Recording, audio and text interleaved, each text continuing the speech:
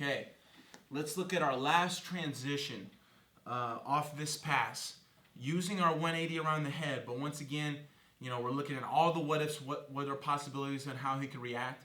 This time we're going to say that he tries to hold onto our leg, keeping us from kicking out over the head. Okay, so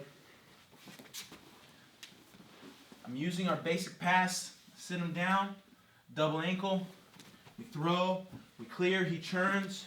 We're going into our 180, but at this point, he's hugging onto our leg, pretty strong, keeping us from kicking out and spinning around, okay? So what I'm going to do is I'm going to take my arm, and I'm going to go under his arm and behind his head, okay, just like this. Now this puts a little torque on his head, taking his chin to his chest. It makes it harder for him to hold on. From here, I can kind of pull his head and kick my leg a little harder to break that lock, okay? Now you see how I stop and keep my leg kind of behind the back of his neck here, all right? And my arm is going to stay around his head. I want to keep this position and immediately start searching for the wrist on the other side, okay? So you see how I come over, look for this wrist, and I'm going to pin it into his body, just like this, all right? Now from here, I'm just going to lean a little bit onto my right leg so I can lift my left leg up, and I'm going to kick this all the way over to this side to my right hand, okay? And I'm trying to just think about putting my shin into my right hand. So when I'm here, as I kick this over, you see how I grab my shin just like this. Now from here, I'm going to start to immediately slide all the way through, okay? And look to fall off onto this side and looking to lock the triangle in the process, okay? If he stays on the side, I can cinch this up and start to pull the head and get the tap right here, okay? If he came up to his knees, I'm going to pass his arm over in that transition. I can adjust my triangle, get it even tighter, and then from here, I'll finish it from the bottom.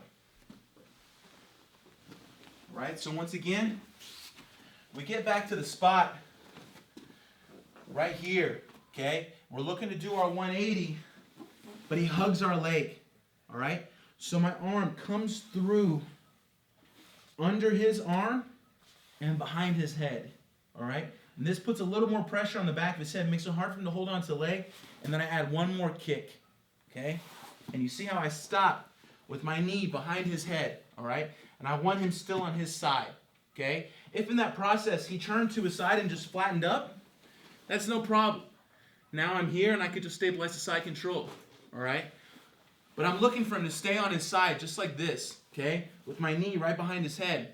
Immediately we start to search for this hand, okay? Let's turn this way.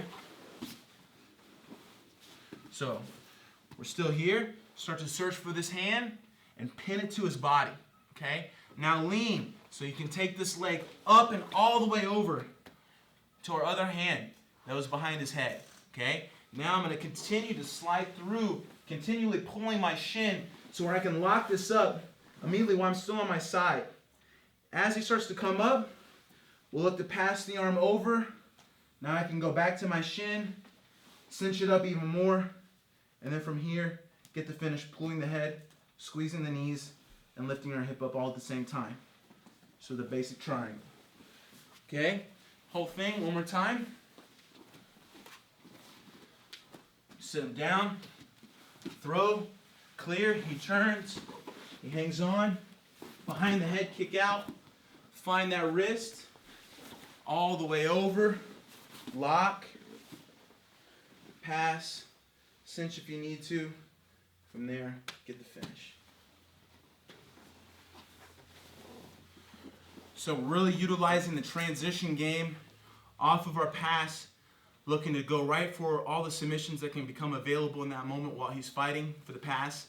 You see the darts, you see how we use the 180 around the head, we're looking for the back, north-south choke, and now you have one more option on how we can set up the triangle off that transition.